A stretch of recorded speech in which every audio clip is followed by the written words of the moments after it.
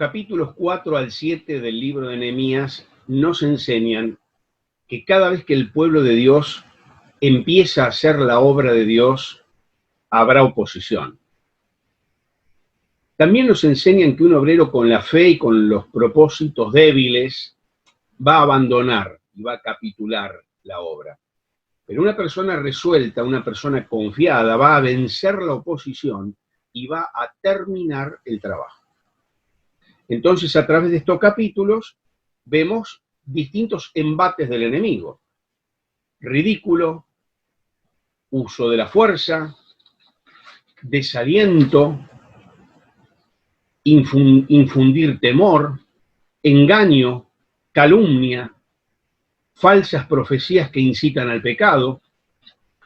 Pero llegamos al capítulo 5 y nos encontramos con un problema que hace que este capítulo sea un capítulo triste, un capítulo en el cual no hay ninguna referencia, por ejemplo, a la construcción del muro. Un capítulo donde los judíos están siendo víctimas de ellos mismos.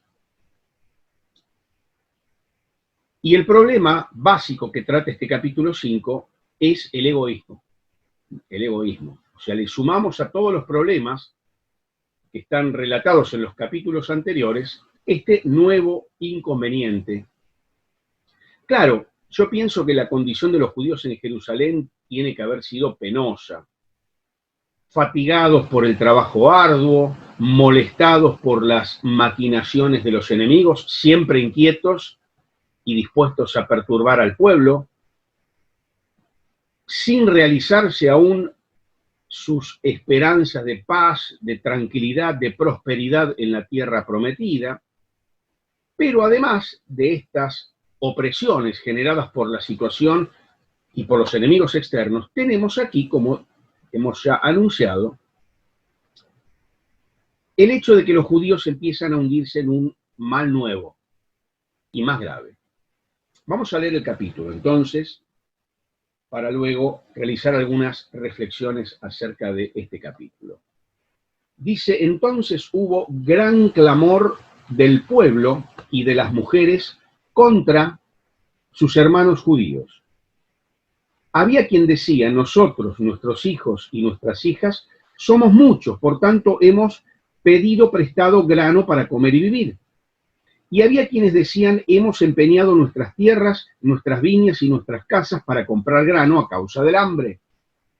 Y había quienes decían, hemos tomado prestado dinero para el tributo del rey sobre nuestras tierras y viñas. Ahora bien, nuestra carne es como la carne de nuestros hermanos, nuestros hijos como sus hijos. Y he aquí que nosotros dimos nuestros hijos y nuestras hijas a servidumbre.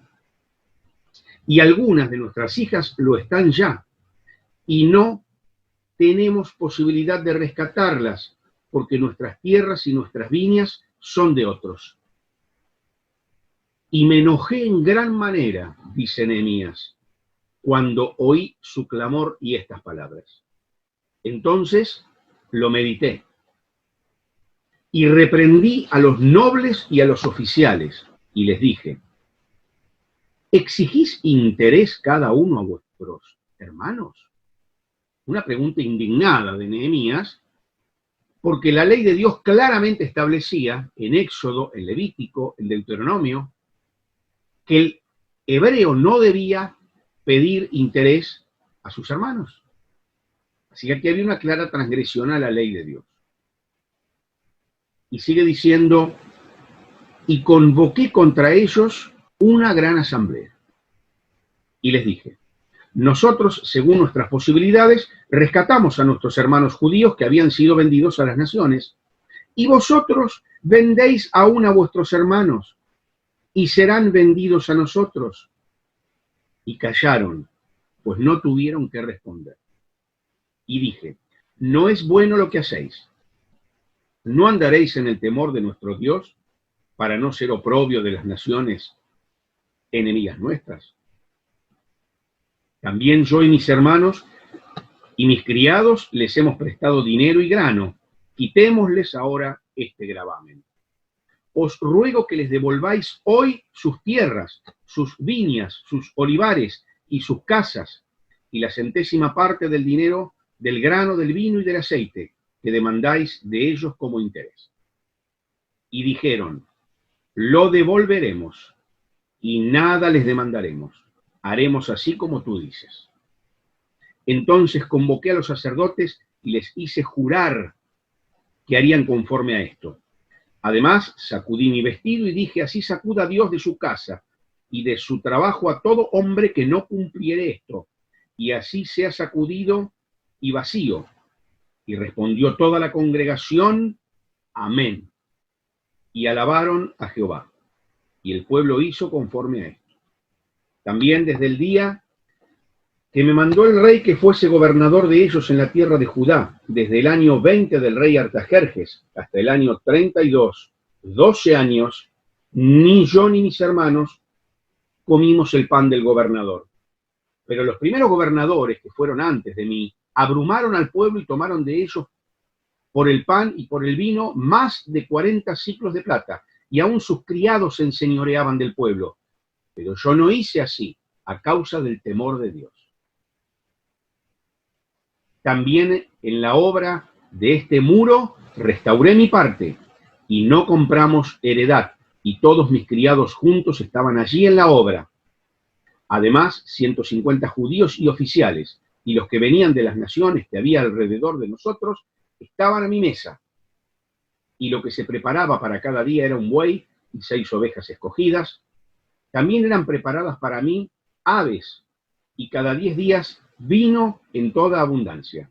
Y con todo esto nunca requerí el pan del gobernador, porque la servidumbre de este pueblo era grave. Termina el capítulo, con esta invocación a Dios: acuérdate de mí para bien, Dios mío, y todo lo que hice por este pueblo. Yo he titulado este capítulo y esta reflexión, Nehemías capítulo 5, la mansedumbre en la vida del siervo de Dios. Muchos aspectos de este capítulo nos hablan de esta virtud de la mansedumbre, esta virtud que es parte del fruto del Espíritu, según lo leemos en Gálatas. Y vamos a ver cómo aplicamos este concepto, este concepto precioso de mansedumbre, a el ejemplo y a la vida de Nehemías. Si prestamos atención al capítulo, vemos que existieron 3 grupos de personas que se lamentaban. Estaban los que tenían familias grandes y no tenían suficiente comida. Estaban los que tienen grandes hipotecas que pagar y tampoco tienen para comprar comida. Grandes hipotecas. Y en tercer lugar estaban los que tenían que pagar impuestos tan altos que estaban forzados a hipotecar sus tierras y a vender sus hijos como esclavos. Bien, todos estos problemas que el pueblo le trae a Nehemías, podríamos resumirlos en 2 palabras: usura y esclavitud. Usura y esclavitud. Aún así, no tenemos que confundirnos.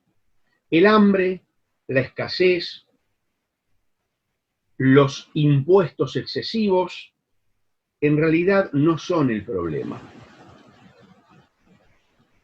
Porque si no, bastaba con requerir los servicios de un buen economista, de un buen administrador, que pudiera solucionar el tema de la escasez, del hambre, de los impuestos altos.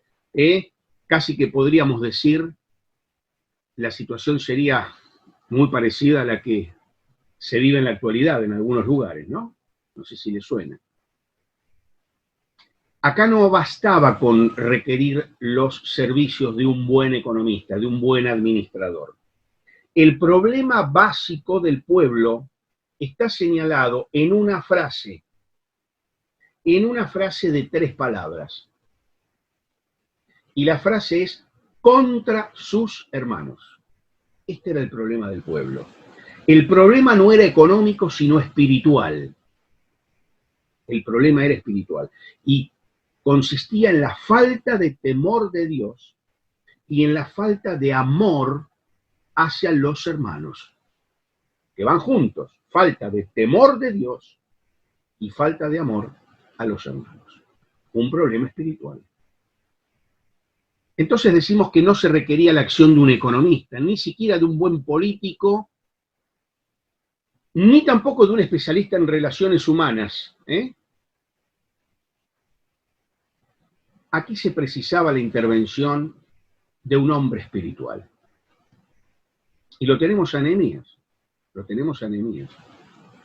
Por eso es que yo les quiero invitar a considerar 5 aspectos de la acción de Nehemías que nos van a servir como ejemplo para nuestra vida y en especial para nuestro servicio al Señor. 5 aspectos de la acción de Nehemías frente a este grave problema de egoísmo, de usura, de falta de temor de Dios y de falta de amor por los hermanos. En primer lugar lo tenemos en el versículo 6, que dice, me enojé en gran manera. La primera respuesta de Nehemías fue la ira, el enojo, la indignación. Y ustedes me dirán, uy, entonces le pifiaste en el título, porque pusiste en el título Nehemías capítulo 5, la mansedumbre en un siervo de Dios. Y ya estoy diciendo que la primera respuesta fue enojarse. ¿Cómo se relaciona ahí? Bueno, esta santa indignación por la deliberada desobediencia a la palabra de Dios, vuelvo a reiterar que la ley de Dios era clarísima en cuanto a la prohibición de prestar dinero a interés entre los judíos. Ni hablemos de esclavizar y vender a los hijos, a los acreedores o cosas por el estilo. Miren, hermanos, la indiferencia en este caso sería una señal fatal de un estado espiritual paupérrimo, la indiferencia. Por eso es que cuando hablamos de mansedumbre como virtud moral, Pablo habla de la mansedumbre y recordemos que Pablo tiene en mente lo que significaba la mansedumbre para ese tiempo. Los griegos habían definido la mansedumbre. Luego, al aplicar el concepto al fruto del espíritu, le agrega toda la parte espiritual, es como que lo eleva a otra dimensión, pero no descarta la definición natural de lo que es la mansedumbre como virtud moral, digamos, natural. No lo descarta, solo que le agrega lo espiritual y lo eleva, lo transfigura, si se quiere, a esa virtud. Bien. La mansedumbre, entonces, como virtud moral, es aquella virtud que modera la ira. Los griegos definían a las virtudes como un término medio entre un exceso y un defecto. Para darles un ejemplo sencillo. La valentía es una virtud. Sería el término medio entre el defecto, que sería la cobardía, y el exceso, que sería la temeridad. El que se arriesga innecesariamente no es un valiente, es un temerario. La liberalidad es la virtud de la persona que es generosa, la generosidad, pero es un término medio entre un defecto, que sería la avaricia, y entre un exceso, que sería la prodigalidad. Como dije, el hijo pródigo no era un hombre generoso, era un dilapidador. Entonces las virtudes siempre son ese término medio entre excesos y defectos. Bien, y aquí la mansedumbre es el término medio entre el exceso, que sería la irascibilidad, la persona irascible, la persona que ya vamos a describirla como sería, y el defecto, que sería la indiferencia. Todo me da igual. Estoy siendo testigo de verdaderas tropelías que se están cometiendo y yo permanezco impasible, indiferente. Bien, indudablemente, permanecer impasible frente al mal y a la injusticia y al pecado, de ninguna manera puede confundirse con mansedumbre, porque la mansedumbre es ese término medio. La persona mansa sabe irritarse, pero sabe irritarse en las ocasiones que corresponde, de la manera y en la medida que corresponde y con las personas que corresponde y durante el tiempo que corresponde. ¿Se entiende? Entonces, hay que tener, la persona mansa no permanece indiferente ante el mal y ante la injusticia, pero tampoco cae presa de un ataque de irascibilidad y de cólera que de alguna manera hacen que esa persona no sea dueña de sí misma. Entonces, aquí vemos en Nehemías un ejemplo de mansedumbre, porque su indignación, su enojo, es el justo y necesario, el que la situación demanda, el que la situación demanda. El exceso en esto implicaría enojarse, sulfurarse contra personas que no lo merecen, contra o por causas que no valen la pena, o más exaltadamente de lo que es necesario, o antes o más tarde de lo que conviene. Claro, un caso más grave sería el de los resentidos, el de los rencorosos, el de los vengativos, y aquí tenemos personas cuya cólera y enojo dura mucho tiempo y hasta que no se vengan, no se conforman, sienten como un peso en su interior y hasta que no se vengan, hasta que no hayan perpetrado su venganza, no se quedan tranquilos. Y cuidado que a veces esto puede decir, no, yo hago justicia, yo busco el bien, busco la justicia. No, sos un vengativo. Tenés una opresión en tu interior y que debes quitarte y hasta no hacer sufrir y perpetrar tu venganza, tu retaliación, digamos, respecto del otro, no te quedas en paz. Cuidado con esto, porque es muy peligroso. En síntesis, hermanos, la mansedumbre permite que nos indignemos contra quien debemos indignarnos. Por una causa que sea justa y en la forma conveniente. La ira sana hace al sujeto, dice un autor, encabritarse contra una injusticia, pero además nos capacita para combatir contra el mal. Esa sana ira, ese sano enojo, esa sana cólera frente al mal hace que yo tenga energía para combatirlo. Que yo no permanezca inerme, impotente, como una gelatina ahí, siendo espectador de los mayores atropellos, y yo, pretendiendo ser manso, en realidad estoy violando gravemente mi deber cristiano. Airaos, pero no pequéis. La sabiduría y mansedumbre de Nehemías también se manifiesta en esta actitud que consta en los versículos 7 al 10. Él meditó antes de actuar. Él meditó sobre el problema. Yo estoy seguro, si bien aquí no lo dice, que habrá orado también. Es lo que nosotros tenemos que hacer. Frente a un problema que percibimos como una injusticia, como un pecado, antes de actuar precipitadamente, tenemos que meditar y tenemos que orar sobre el problema. Nehemías ocupó tiempo en pensar, en meditar. Una acción compulsiva y apresurada puede llevarnos a después tener que arrepentirnos de cosas que hicimos o cosas que dijimos. Respecto de este primer punto de la acción de Nehemías, yo me he elaborado una lista de preguntas para autoevaluarme. Posiblemente les sirva a ustedes también como una autoevaluación. A mí me fascina esto de las autoevaluaciones, no porque tenga el vicio propio del docente que le guste evaluar, porque sinceramente que a mí como docente si hay algo que no me gusta es evaluar. Y cada vez menos, cada vez menos. Tomar evaluaciones me aburre tremendamente y después corregir ya directamente no es que me aburre, ya es una pesadilla para mí. Entonces, esto no lo hago por un vicio docente después de 28 años de ejercicio, no. Esto es algo que necesitamos hacer delante de Dios todo el tiempo. Autoevaluarnos. La Biblia le llama examínese cada uno a sí mismo. Examinarnos a nosotros mismos. Y yo escribí unas cuantas preguntas. A la luz de esta diferencia entre la ira justa, santa y la ira pecaminosa, yo quiero responder con honestidad. ¿Soy capaz de airarme frente a toda especie de mal? ¿O soy indiferente? Si leemos Efesios 4:26 o Marcos 3:5, vamos a ver que el Señor Jesús y Dios mismo se enojan mucho frente a ciertas cosas. No les son indiferentes.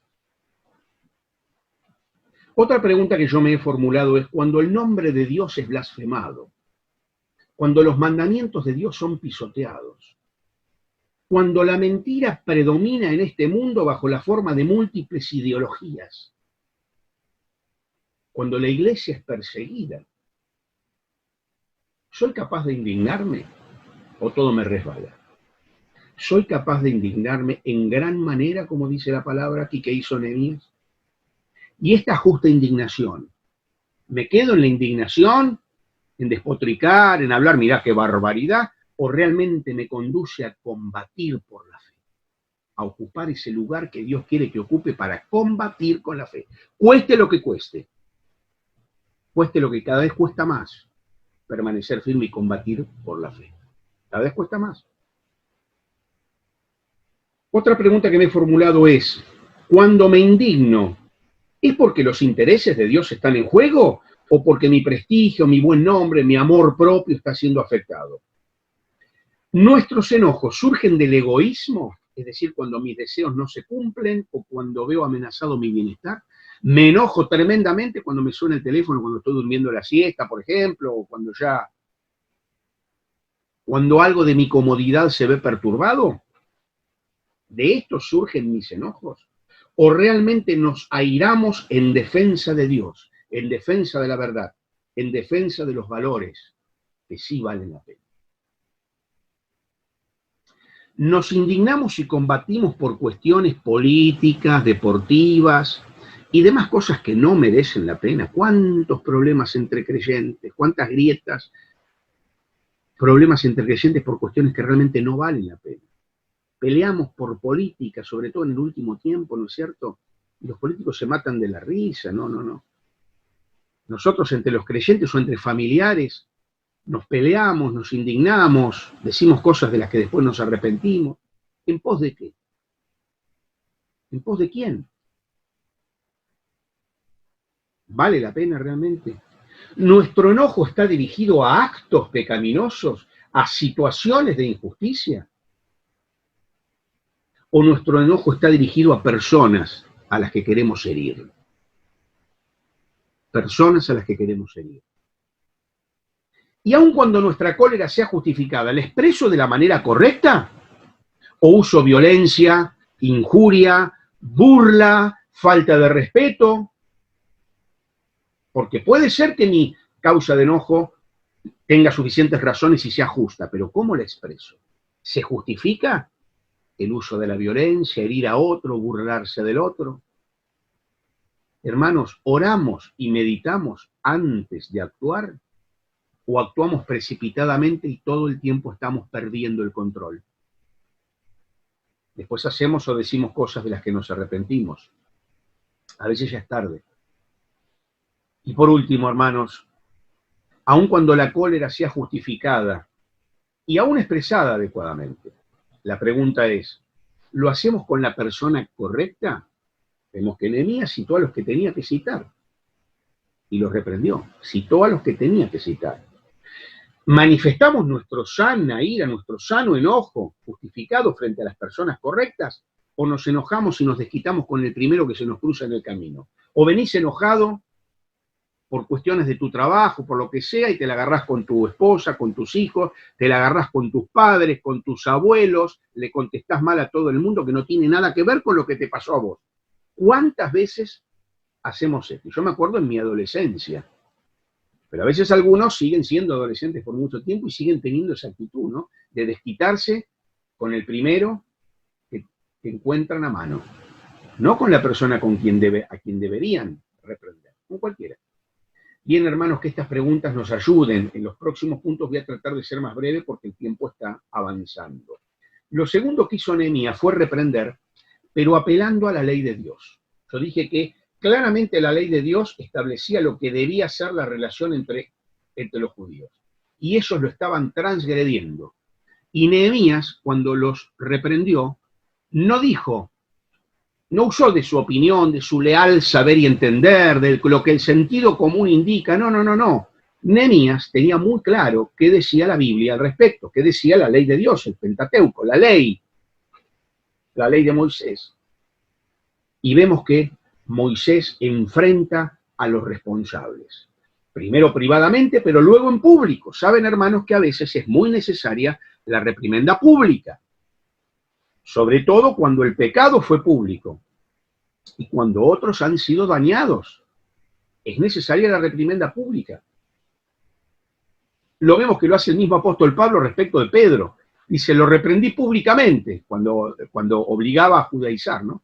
Lo reprendí públicamente, pero además no solo que lo reprendió públicamente en ese momento, sino que después lo escribió en una de las cartas, y hasta nosotros nos enteramos 2000 años después que Pablo reprendió a Pedro públicamente. Es decir, lo mandó al frente, porque Pedro había cometido un grave error público que podía conducir a otros a extraviarse, a confundirse, y requería una reprimenda pública.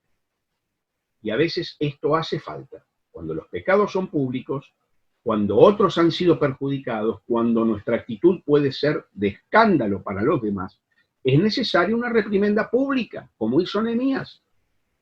Y además, reiteramos este concepto, lo hizo de acuerdo a la ley de Dios. Ninguna reprensión que no se fundamente en la palabra de Dios es válida y efectiva. Ustedes después pueden leer en Éxodo 22-25, donde claramente hace referencia a esta mala acción que estaban cometiendo los judíos. Bien, la mansedumbre, al momento de corregir, también exige una contracara en quienes reciben la corrección. Esto implica quien está recibiendo la corrección, que considere que esa corrección le viene de parte del mismo Dios, independientemente de quién sea la persona. Si la persona me corrige con la ley de Dios, con argumentos bíblicos, yo tengo que considerar que es Dios mismo el que me está corrigiendo con amor. Y la mansedumbre al momento de corregir exige la contracara. Mansedumbre al momento de recibir esa corrección. Y es lo que hicieron, A mí me encanta este versículo. Lo devolveremos y nada le demandaremos. Haremos así como tú dices, punto. No hubo ninguna excusa, ninguna explicación, ningún intento de autodefensa. En este punto se portaron bien, porque la Biblia relata cantidad de situaciones en que el pueblo, a pesar de las reprimendas, sigue en el mal y persevera en el mal. Pero en este caso se portaron bien. Hay que reconocerlo. Y es un ejemplo para nosotros también. Cuando somos reprendidos con la palabra de Dios, tenemos esa actitud de mansedumbre que podría ser calificada o traducida esta palabra como docilidad. Es una palabra griega que se usa para mansedumbre, justamente en Gálatas 5:23, docilidad. Gentileza, humildad, docilidad. ¿Saben? Es importante la mansedumbre en estos aspectos en nuestra relación, pero la parte principal de la mansedumbre es la que se ejerce para con Dios.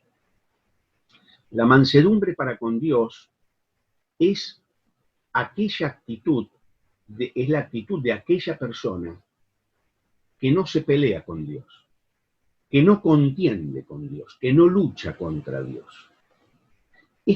La parte principal de la mansedumbre es aceptar con calma, con docilidad, el juicio de Dios.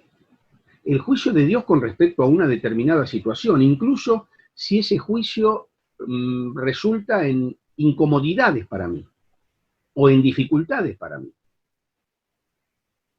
Saben, cuando nos sometemos a Dios, también seremos mansos con los demás. Por eso debemos someter nuestra fuerza, incluida nuestras convicciones. A veces la fuerza de nuestras convicciones son demasiado fuertes. Nuestras convicciones son demasiado inamovibles. Y es bueno tener la actitud de docilidad, de poder someter nuestras convicciones en cierto modo, ceder a ellas, frente a la sabiduría de Dios. sí, es cierto, Dios tiene razón. Y el hermano que me viene a corregir tiene razón. Qué importante es que desarrollemos este aspecto de la mansedumbre.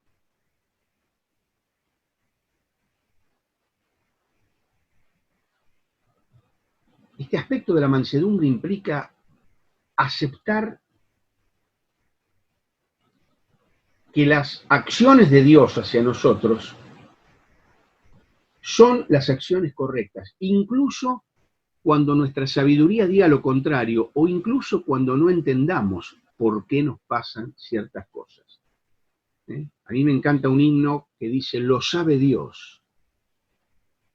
Y es otro precioso himno que tenemos en nuestro himnario, que lo sabe todo el Padre. Esa es mi certitud. Y que en gracia por mí vela con solicitud. Todo cuanto Dios permita, obra para bien. Y deseo solamente responderle, amén. Y no porque yo entienda todo lo que me pasa, sino porque quiero tener esa actitud de mansedumbre. Señor, no entiendo por qué. Yo a veces miro a mi pasado y digo, no entiendo por qué me pasó esto. No lo entiendo, realmente no lo entiendo. No sé cuál es, no entiendo el propósito. No lo veo. Pero ¿saben una cosa? Nos tiene que bastar con el solo hecho de saber que Dios sí lo sabe. Yo no lo sé, yo no lo entiendo, pero Dios sí lo sabe. Y eso para mí me basta. O debería bastarme. Debería bastarme. Esa es mansedumbre. Los juicios de Dios, las decisiones de Dios, tienen un motivo. Yo no lo sé, yo no lo conozco. Tampoco, sinceramente, a veces ya a esta altura, tampoco me interesa tanto saberlo todo. ¿Y por qué? ¿Y por qué? ¿Y por qué? ¿Y por qué? Yo solo sé que Dios sabe. Punto. Yo solo sé que Dios lo sabe. Y en una actitud de mansedumbre, me someto a esa voluntad de Dios. Gustosamente, gozosamente, porque he logrado entender que todo lo que Dios hace a los que aman a Dios les ayuda a bien. Santiago 1:21 dice que esta mansedumbre es la condición de la mente para recibir la palabra de Dios. Dice, por lo cual desechando toda inmundicia y abundancia de malicia, recibid con mansedumbre la palabra implantada, la cual puede salvar vuestras almas. Por eso, para que seamos salvos, tenemos que aceptar su palabra con humildad y con mansedumbre. El ser como un niño, que dice la palabra, para salvarse, implica esta mansedumbre, esta docilidad en aceptar lo que Dios dice. En aceptar lo que Dios dice. Es más, también la mansedumbre es el espíritu y la actitud que hay detrás del arrepentimiento, porque arrepentirse en sentido bíblico es cambiar de opinión, cambiar de mente y creer que Dios tiene la razón. El hecho de que Dios nos pida que confesemos nuestros pecados no es porque nosotros tengamos que informarle a Dios cosas que Dios no sabe. Entonces le voy a confesar a Dios mis pecados porque como Él no lo sabe, yo, como soy honesto, se los quiero comunicar. No, confesar a Dios, no, confesar los pecados, tenemos que diariamente confesar nuestros pecados. Pero no es para informarle a Dios cosas que Dios no sepa. Confesar, la palabra griega para confesar, implica lo siguiente: decir lo mismo que dice Dios. Eso quiero decir. Decir lo mismo que dice Dios. Es manifestar públicamente, declarar que estamos de acuerdo con Dios acerca de lo que Él dice respecto de ciertos actos.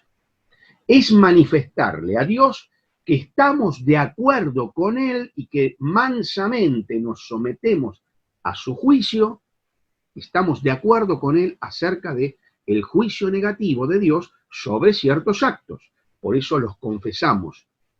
Insisto, al confesar estamos diciendo lo mismo que dice Dios. Cuando yo le digo, Señor, te confieso que mentí en esta y en esta y en esta oportunidad. Lo que estoy diciendo no es contarle a Dios algo que Él no sepa, Él lo sabe mejor que yo. Es más, lo sabe antes que yo, porque antes de que yo cometa el pecado, Dios ya sabe, va a decir, uy, este va a caer de nuevo. Yo al confesarle mi pecado, le estoy diciendo, estoy manifestando públicamente casi como una muestra de reconocimiento y de adoración a Dios, le estoy diciendo, estoy de acuerdo con tu juicio negativo sobre la mentira, estoy de acuerdo, me someto, por eso lo confieso y me arrepiento. Cambio de mente, quiero cambiar de mente, reconociendo que Dios tiene la razón. Eso es mansedumbre. Eso es mansedumbre. Reconocer y conformarnos a la mente de Dios. Yo nunca voy a olvidar, cuando yo estudiaba en el Instituto Müller, hace muchos años, don Roberto Ochoa daba una de las clases y él definió la Biblia así. La Biblia es la mente de Dios escrita en palabras humanas. Nunca me voy a olvidar de esa definición y siempre la repito. Yo no sé si es original de don Roberto Ochoa o él la habrá leído, no importa. La mente de Dios escrita en palabras humanas. Yo siempre recuerdo. Entonces, yo tengo el deber de conformar mi mente a la mente de Dios. Por eso es tan importante incorporar la Biblia en mi mente, estudiarla, memorizarla, meditarla, incorporarla a mi mente, para yo poder pensar como piensa Dios. Primero tengo que incorporar a mi mente la palabra, la mente de Dios, para poder yo pensar como piensa Dios. Entonces, con mansedumbre, igual que hicieron estos nobles judíos, igual como hicieron ellos, conformamos nuestra mente a la mente de Dios. Dios tiene razón y lo reconocemos. En tercer lugar, Nehemías le señala concretamente el pecado que ellos cometieron. La represión fue concreta porque fue fundamentada en la palabra. Concreta. Había una ley muy concreta en la Biblia que decía que lo que estaban haciendo estaba mal. La reprensión fue concreta. Pero también cuando se le señaló la falta, fue concreto también Nehemías, le señaló exactamente, no hizo un reclamo general global, ustedes son unos sátrapas, ustedes son unos sinvergüenzas, ustedes son unos deshonestos, ustedes son unos usureros, así como en general, bueno, pero ¿en qué? No, Nehemías, y a veces nosotros hacemos eso, cuando queremos reprender a alguien, decimos algo así ambiguo, general.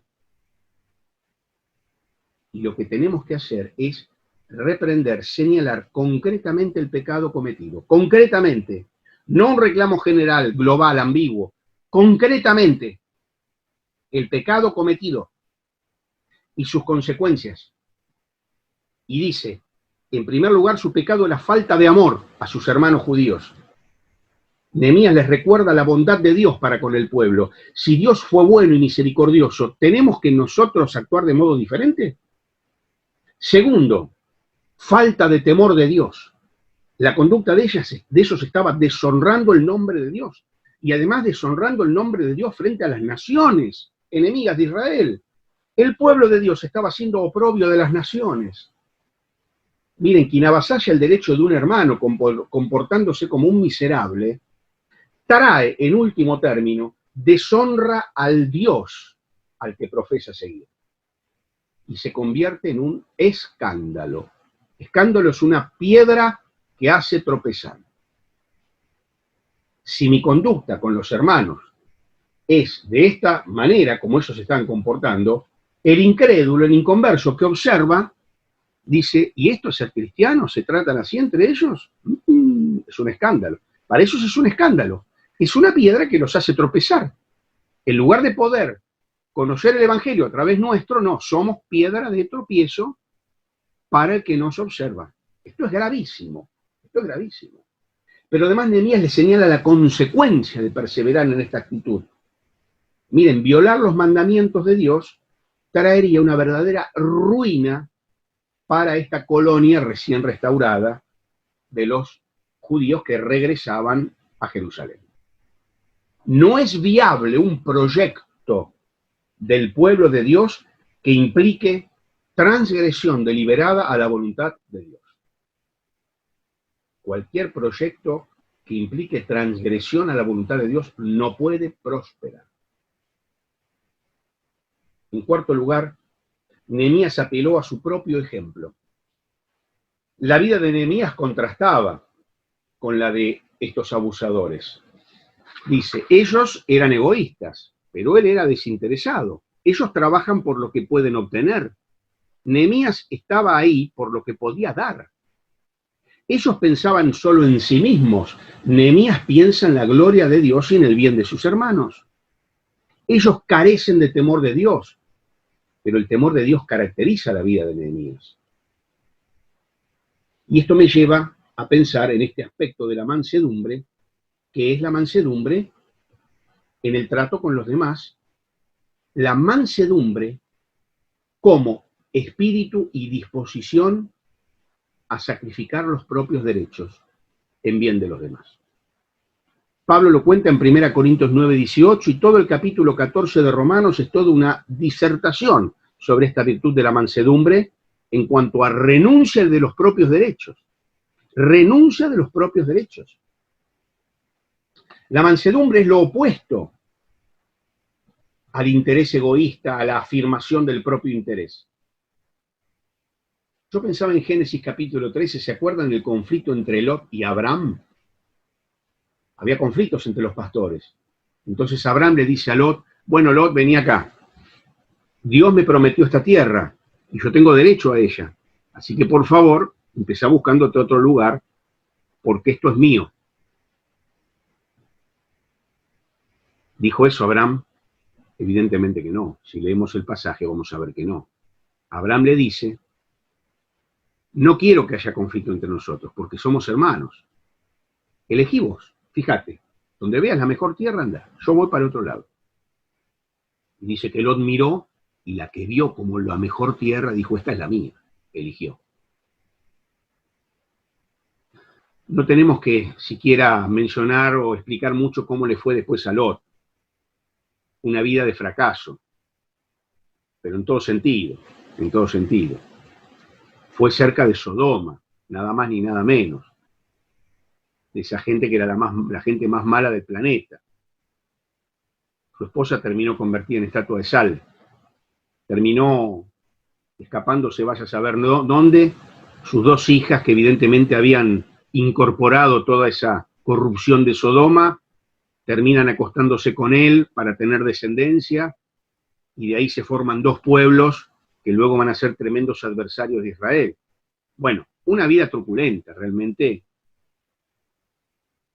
Abraham, la lección para nosotros es que él privilegió su relación, porque dijo, somos hermanos, por sobre sus derechos.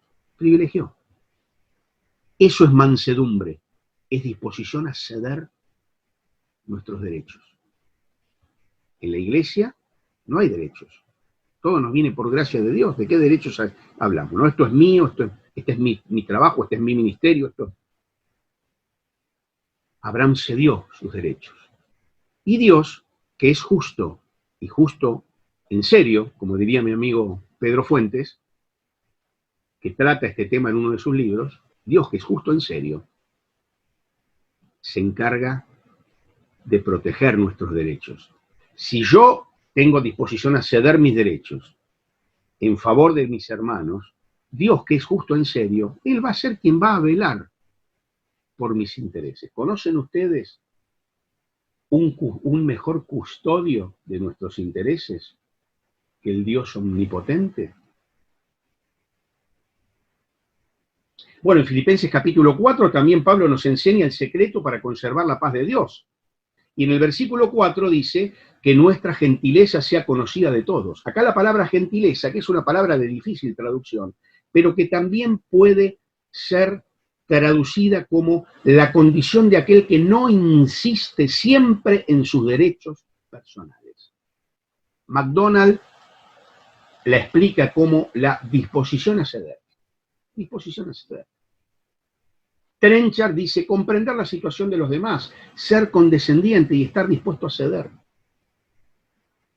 La condición de aquel que no insiste. El contraste sería el discutidor, el generador de contiendas, el que siempre llega a todo lugar y golpea la mesa, dice, acá estoy yo, el que patea la puerta y entra. ¿Quieren conservar la paz de Dios en su corazón reinando? Que vuestra gentileza sea conocida de todos. Disposición a ceder.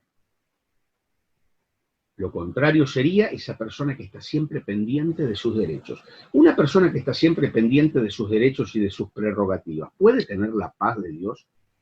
reinando en su interior? Desde ya que no. Ahora, la persona cuya gentileza es conocida en su vida, encomienda su causa a Dios y puede descansar en paz. Y puede descansar en paz. Ahora, ustedes dirán, y sí, pero si yo no hago nada para defender mis derechos, ¿en qué termino? ¿Qué me está proponiendo usted? ¿En qué termino? Miren, ¿por qué podemos adoptar una actitud de este tipo, de disposición a ceder, sin temor alguno de ser perjudicados? ¿Por qué? ¿Por qué? Lo que dijimos antes de Abraham.